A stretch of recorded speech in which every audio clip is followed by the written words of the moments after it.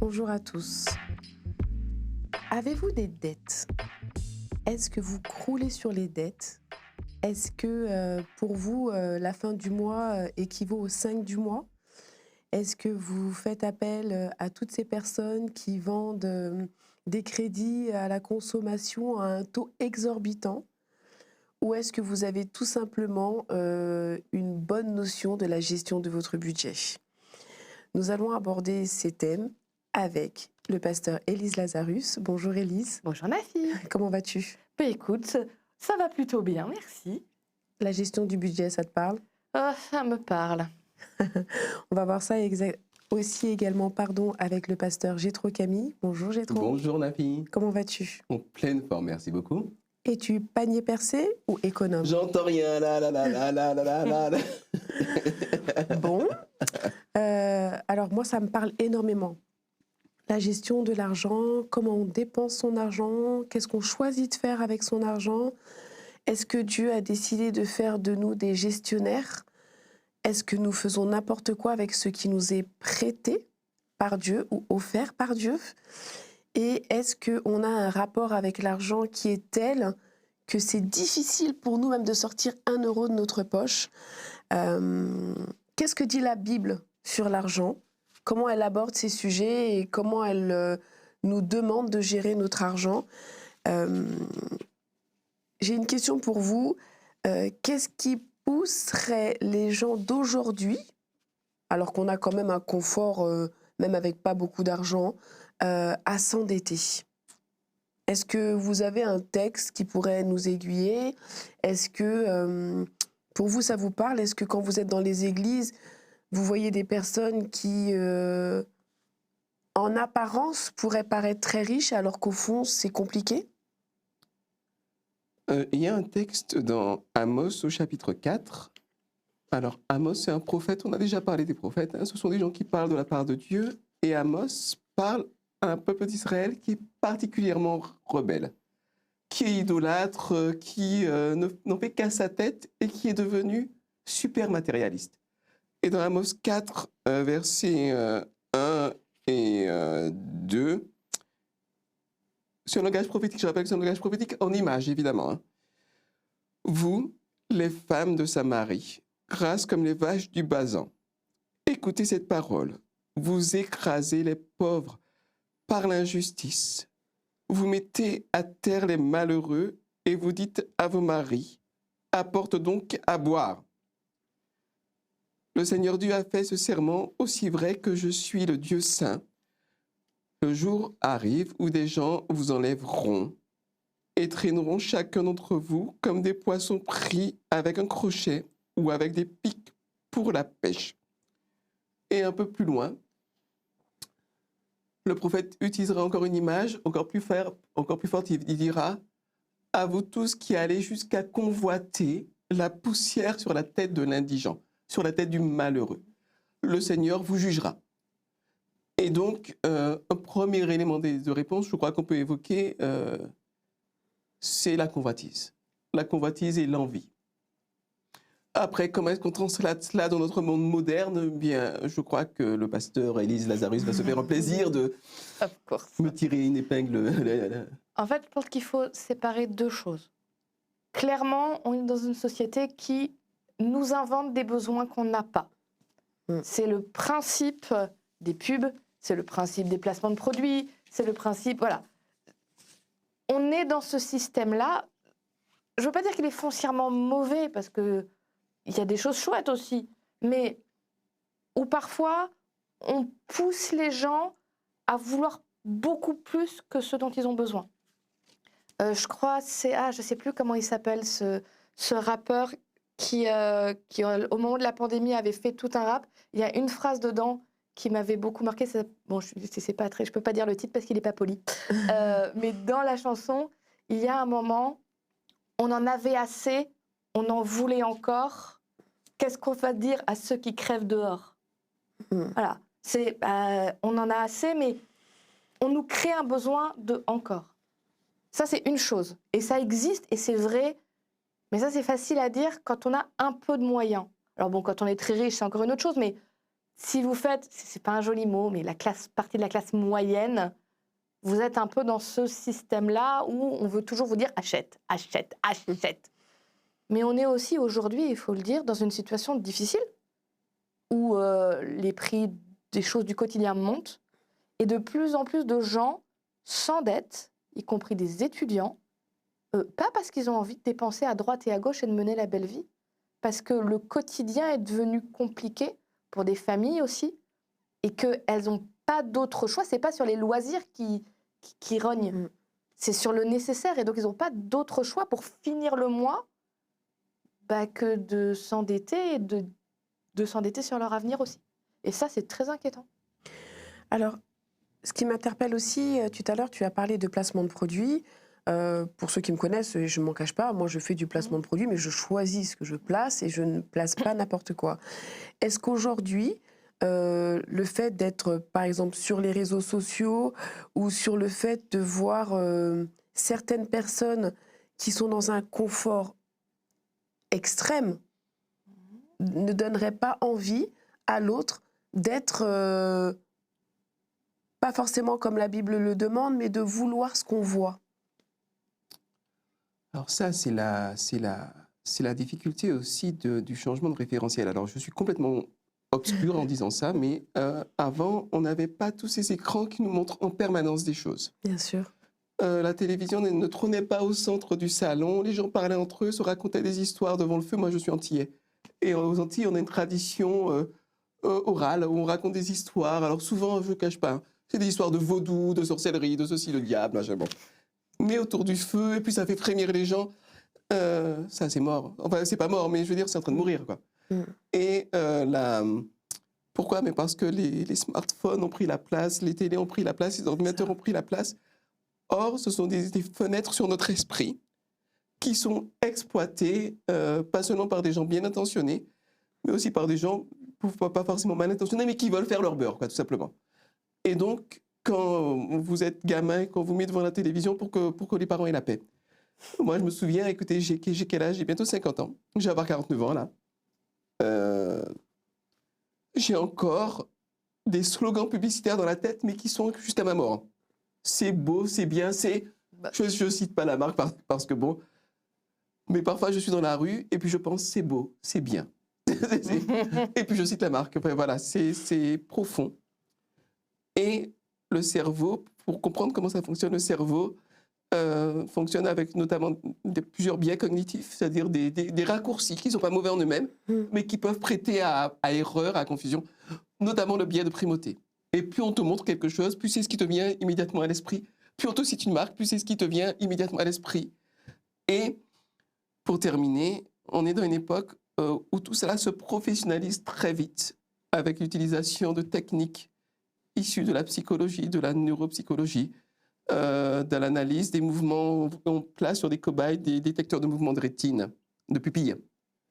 Et on regarde où ils regardent pour mettre le produit là où instinctivement l'œil va se porter, etc. Donc tout ça est très professionnel et si on n'y prend pas garde, on suit le mouvement, quoi, un petit peu comme des moutons.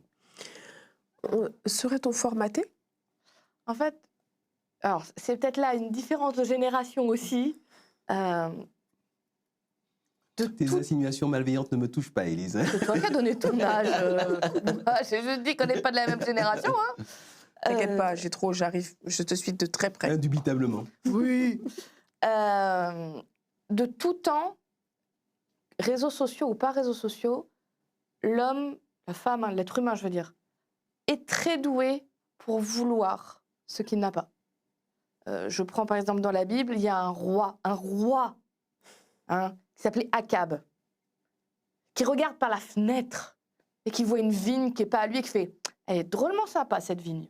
Il la veut tellement qu'il va aller jusqu'à assassiner le propriétaire pour la récupérer. Parce que le propriétaire ne veut pas la vendre parce qu'il dit « C'est la terre de mes ancêtres, je n'ai pas le droit d'après la loi, je n'ai pas le droit de te la vendre ». Et ça lui est tellement monté à la tête que il l'a fait assassiner pour l'avoir.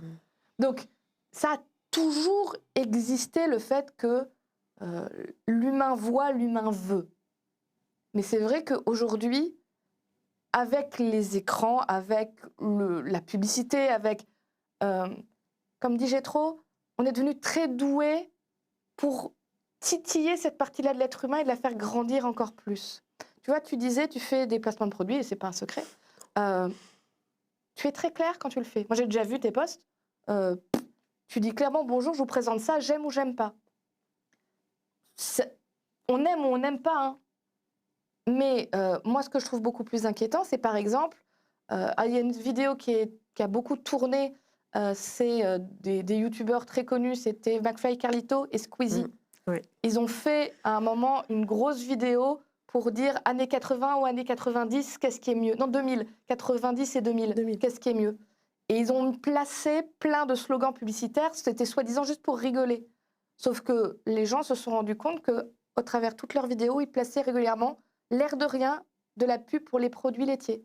Il y a des yaourts partout, il y a du lait partout. Ils font revenir plusieurs fois, ils insistent beaucoup sur un fameux slogan, les produits laitiers sont vos amis pour la vie. Voilà. Et c'était sale. Parce que ça touche des jeunes, leur public il est plutôt jeune, et ça ne dit pas ce que c'est. C'est planqué. Oui, oui. Tu regardes ça 2-3 fois parce que la musique est sympa, c'est des gens que t'aimes bien. T'as fini, t'as envie d'ailleurs, tu sais pas pourquoi. Et ça, c'est un exemple, hein, mais ça a beaucoup été développé. Et ça, c'est sale et c'est dangereux parce que ce sentiment de « je veux, il faut que je l'ai tout de suite », et aujourd'hui, c'est très facile d'avoir très vite ce qu'on veut. Je vais sur mon téléphone, sur des sites qui proposent de livrer très très vite avec le sourire. J'ai instantanément ce que je veux. Et comme on n'a plus de monnaie dans la main, on ne voit pas l'argent qui part. C'est très abstrait. Hein. Il faut vraiment faire un effort pour se dire, je tiens à mon budget, attention, j'ai dépensé tant, je me le mets quelque part. Il suffit d'une semaine, on oublie de le faire. Hein. On regarde son compte, on fait comment ça? Oui, il est passé où mon argent? Qu'est-ce qui s'est passé? Non, quelqu'un me l'a volé. Parce qu'on se dit, ah, c'est pas cher, c'est 15 €, c'est 10 €, c'est 5 €. Et ça file! Mais drôlement vite, hein. Mais du coup, je vais me placer du côté chrétien. Moi, je suis chrétienne.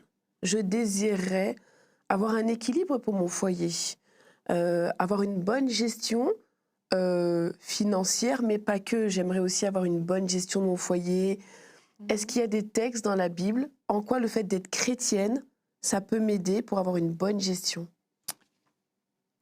L'apôtre Paul dira dans Philippiens 4, au verset, disons, 10 à 13, il dit « J'ai beaucoup de joie dans le Seigneur. En effet, finalement, vous avez pu montrer de nouveau votre intérêt pour moi.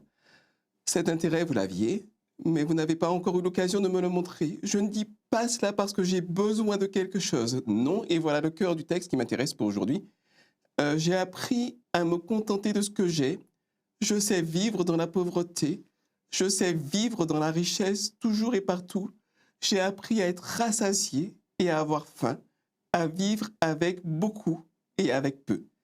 Je suis capable de tout cela grâce au Christ qui me rend fort. » Et donc, je crois que l'apôtre Paul montre une voie qui est vraiment intéressante. C'est la voie de la joie qui ne dépend pas du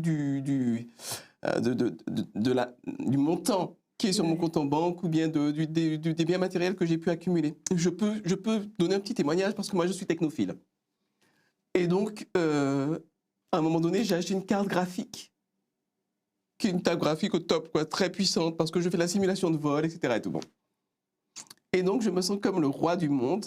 Mais ça, c'est assez universel. Hein, je veux dire, je parle de moi parce que ça me fait rire, mais c'est assez universel. On se sent comme le roi du monde. Et puis, 2 mois après, ils annoncent une carte graphique de la série d'après qui est 2 fois plus puissante que la précédente. Et là, d'un seul coup, on se sent comme un misérable alors que la carte graphique est toujours aussi bonne. Vous voyez? Ou bien on achète le dernier téléphone, on se sent comme le pape. Enfin, je ne sais pas si le pape a un téléphone, mais enfin bon.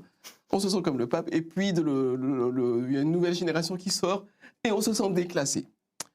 Donc, il y a une valeur qui est fondamentale, c'est la valeur d'avoir une joie intérieure qui ne dépend pas de ce que je consomme ou de ce que je possède.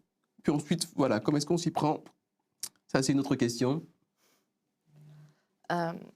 Comment est-ce qu'on s'y prend? En fait, quand on parle de sous, la Bible, elle donne des grandes idées philosophiques, un peu comme ce que j'ai trop à dire. Hein. Je sais vivre dans l'abondance comme dans la pauvreté. D'accord. Mais il y a plein d'autres endroits où elle est hyper pratique, en fait. Dans l'Ancien Testament, tu vas trouver plein de lois que Dieu donne pour dire comment gérer son argent. Entre autres, il te dit interdiction de faire des prêts à taux usurier. Ça veut dire quoi des prêts à taux usurier? En gros, ça veut dire t'es pas censé prendre un crédit à la consommation. D'accord. Voilà. Parce qu'un taux usurier, ça veut dire tu as de l'argent là, maintenant, tout de suite, mais tu vas payer cher derrière. Tu vas finir par devoir rembourser le double. Voilà. Un exemple très pratique, c'est que ça te dit, Dieu te dit, fais pas ça. Voilà. Il avait carrément dit, c'est interdit. Alors, à l'époque, il mettait ça vraiment en interdit, attention, si tu le fais, péché. Je pense que c'est plus dans l'idée de protéger des gens qui ne comprenaient pas forcément encore très bien comment ça fonctionne. Mais Dieu est très dur aussi envers ceux qui voudraient profiter, justement, des gens qui seraient un peu en besoin comme ça. Dieu leur dit, si tu prêtes de l'argent, c'est à taux zéro. Il y a des religions qui font ça. Dans l'islam, tu n'as pas le droit d'emprunter à un taux. Et même pour un prêt de maison, c'est interdit. C'est pour ça qu'ils empruntent soit à la mosquée, soit il y a des banques qui sont réservées à ça, pour justement ne pas emprunter et devoir des intérêts. C'est interdit. Il y a même des lois dans la Bible qui te disent, si tu as fait crédit à quelqu'un ou s'il te doit de l'argent et qu'il ne pouvait pas te rembourser, qu'il a dû, par exemple, te vendre le terrain qui appartient à sa famille depuis toujours, où Dieu lui a donné pour qu'il habite, au bout d'un certain nombre d'années, 50 ans, alors c'est quand même long, mais ça reste 50 ans. Oui, c'est long. 50 mais ans, c'est long. tous les 50 ans, ça veut dire que ça peut faire 4 ans, c'est tous les 50 ans à date fixe, tu as ce qu'on appelle un jubilé, c'est un moment où toutes les dettes sont effacées. Tu es obligé de lui rendre. C'est même un peu s'il comme n'a les pas présidentielles. oui, sauf que c'est des présidentielles où on tiendrait les promesses. Bon, voilà. Bref, glissons, c'est pas le sujet. Donc, pratiquement, comment est-ce qu'on fait? On met en pratique ce que j'ai trop dit, c'est-à-dire on arrête de vouloir absolument impressionner les gens avec ce qu'on paraît avoir. On apprend à ne pas croire que le bonheur, c'est de toujours avoir quelque chose de nouveau, parce que avoir toujours quelque chose de nouveau, c'est un petit pic de bonheur qui redescend très vite. Et on a à nouveau envie de quelque chose d'autre. On se fait aider si on a besoin. Il y a des gens pour qui c'est maladif. Et dans ce cas-là, c'est pas une honte. C'est pas honteux. Il faut juste se faire aider. Il existe aujourd'hui, on a la chance, même sur Internet, plein de gens qui aident à faire un budget si on ne sait pas le faire. Qui donnent des principes. C'est le 60, 30, 10, quelque chose comme ça. Pour te dire, tu as une partie incompressible. Donc une partie, c'est ce que tu es obligé de payer, tu n'as pas le choix. Ton loyer, ton électricité, l'essence pour aller au travail. Tu ne peux pas dire, ah ben non, ça, je ne paye plus. C'est là. Après, tu as une partie pour tout ce qui va être la famille et une partie pour tout ce qui est les petits plaisirs et une partie pour mettre de l'argent de côté en cas de coup dur. Alors, c'est plus facile à dire quand on a à faire, quand on a un peu de sous, que quand chaque mois on est au centime près pour nourrir sa famille. Bien sûr. Faut être honnête. Mais voilà, c'est des principes qu'on peut mettre en place. Ce qu'on peut garder en tête, c'est Dieu te dit, sois un bon gestionnaire de ton argent. Donne-toi les moyens de l'être. Ne fais pas l'autruche. Dieu, il veut t'accompagner, il veut te bénir.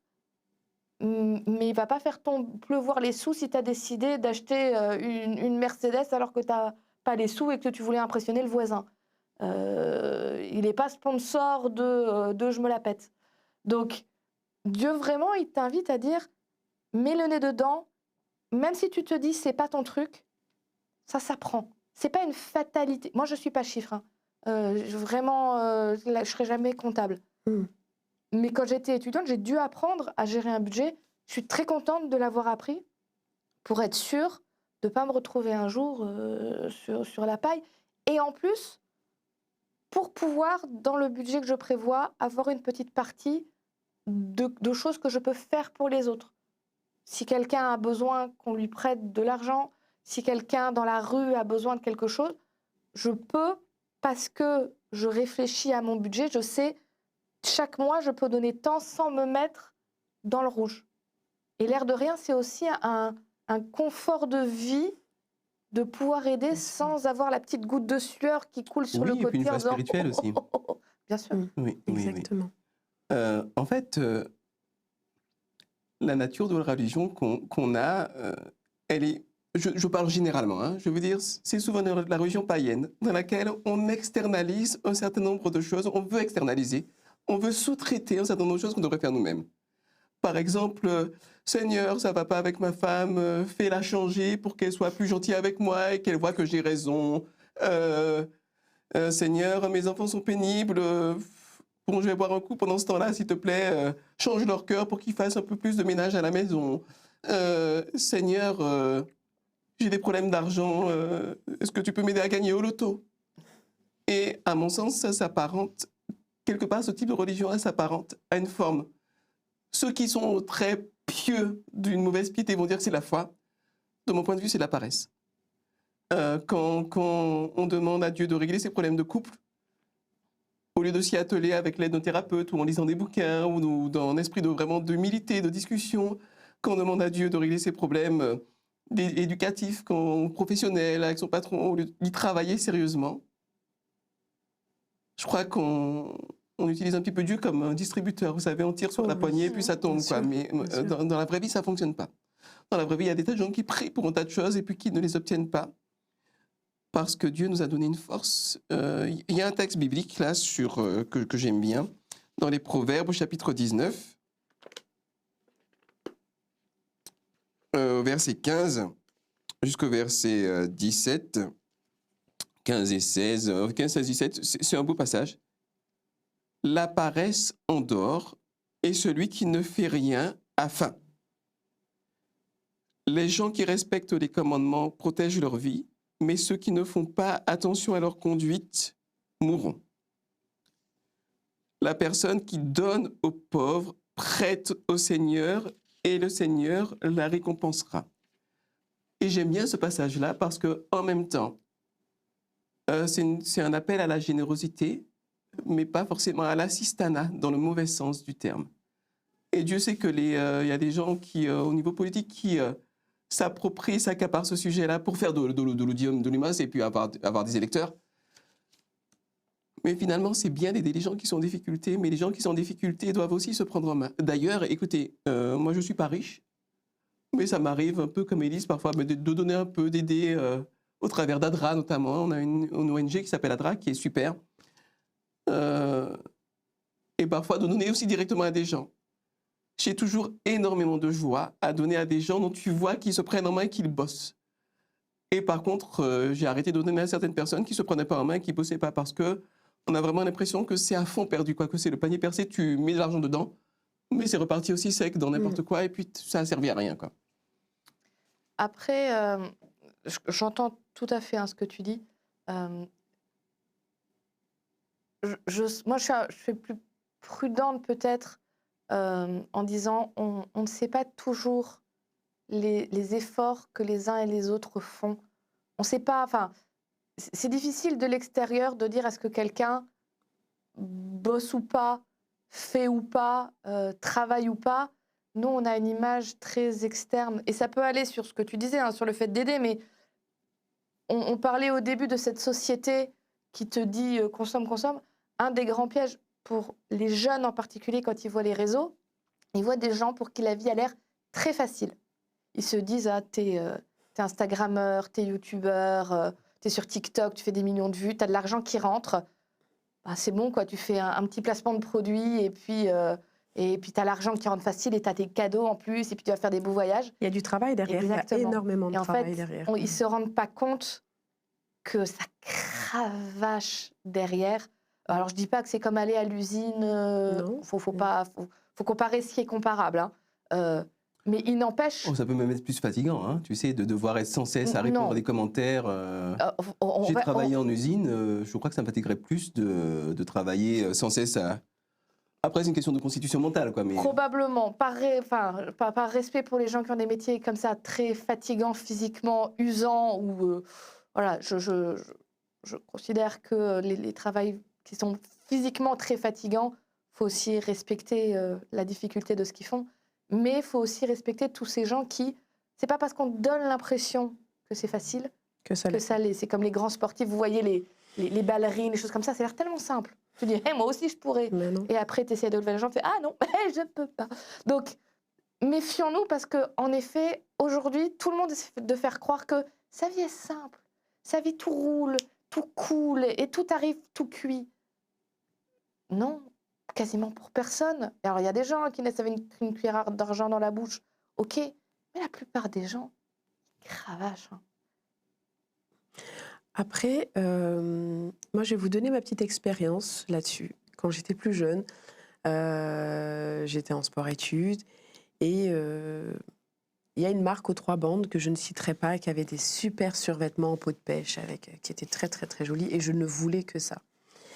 Et un jour, mon papa, il m'a dit « Viens, je vais t'expliquer quelque chose. » Je lui ai dit « Oui, quoi ?» Il m'a dit « Le paraître, c'est bien. C'est très bien. Tu seras toujours bien sur toi et autres. » Mais il me fait « Tu sais, moi, j'espère que quand je vais disparaître, parce qu'un jour, je serai plus là, et ben le jour de mon enterrement, les gens, ils vont pas dire ah ben X, il était toujours très bien habillé, il avait une grosse voiture et une grosse maison. » Il m'a dit « C'est la dernière des choses que je souhaiterais que les gens disent de moi. Par contre, j'aimerais que les gens se souviennent de moi comme une personne avec qui les gens ont passé de bons moments, avec qui j'ai partagé un bon repas, avec qui que j'ai pu aider une personne à droite, que j'ai pu aider une personne à gauche. » Et c'est ces souvenirs-là que les gens vont répéter lors d'un enterrement, mais ils vont jamais évoquer la grosse voiture que la personne avait. Même les riches personnes, à leur enterrement, quand quelqu'un vient faire un discours, on ne vient pas dire « Ah bah oui, il avait la dernière Porsche Carrera ». Non, c'est pas ce qui ressort. On essaye de chercher ce que la personne elle avait de bon au fond d'elle-même et ce qu'elle a pu apporter aux autres. Et je pense que c'est un attrait et un trait peut-être de caractère que je m'efforcerai en tant que chrétienne à faire ressortir pour les autres. Ça me rappelle oui, parce que parfois on ne connaît pas les gens, c'est vrai, et puis parfois on les connaît. Je me souviens d'un paroissien qui avait des crédits partout, partout. Et même pour acheter un paquet de riz dans un supermarché quelconque, il avait la carte du supermarché et il pouvait prendre son paquet de riz et puis ne payer que 3 mois après, mais il payait sur chaque grain de riz, il payait un intérêt. Et alors on a travaillé un petit peu ensemble, finalement, bon, je me suis rendu compte qu'il avait une forme de paresse. Il travaillait, attention, il travaillait dur, hein, il cravachait. Mais par contre, quand il s'agissait de gérer sa frustration, il ne faisait pas l'effort. Et ça peut être un gros effort pour certaines personnes. Et quand il s'agissait de gérer son budget, ben non, parce que tu fais une autre carte dans notre supermarché. Et puis tu peux aussi te mettre à acheter du riz dans le supermarché avec ta carte. Et puis au bout d'un moment, tu te retrouves dans une situation qui est complètement inextricable parce que tu es étranglé de partout.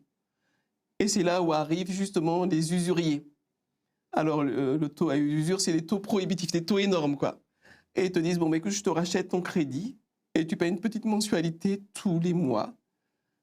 Oui, c'est vrai, ils te le font, sauf qu'au bout d'un moment, pour rembourser 1 000 €, tu en auras payé 4 000, quoi.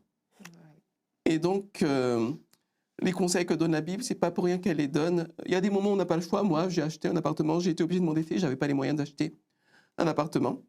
Mais il y a des moments où on n'a pas le choix, et puis il y a plein de moments où on pense qu'on a vraiment envie ou qu'on a vraiment besoin, et en fait, pas forcément. C'est important d'apprendre à faire la différence entre ce qui est vraiment indispensable, ce qui est bon, ce qui est nécessaire, ce qui nous ferait plaisir, c'est bien ce qui nous fait plaisir, mais est-ce qu'on peut vraiment se l'assumer et à quel prix, sachant, comme le disait très bien Élise tout à l'heure, que ce qui t'apporte une satisfaction, la carte graphique, hein, pour ne pointer que moi. Tu sais, pendant 2 mois, tu es le roi du monde, et puis après, ils en sortent une autre, et puis l'année d'après, encore une troisième, et ta carte graphique, c'est dans la préhistoire, tu n'es plus personne. Alors que si, comme ton père, on a placé sa valeur là où il faut, et qu'on a investi là où il faut, prends pas de risque inconsidéré, on gère correctement. Du coup, si je devais conclure avec les échanges qu'on vient d'avoir, je dirais que la paresse est l'ennemi numéro 1 du chrétien qui souhaite investir au bon endroit.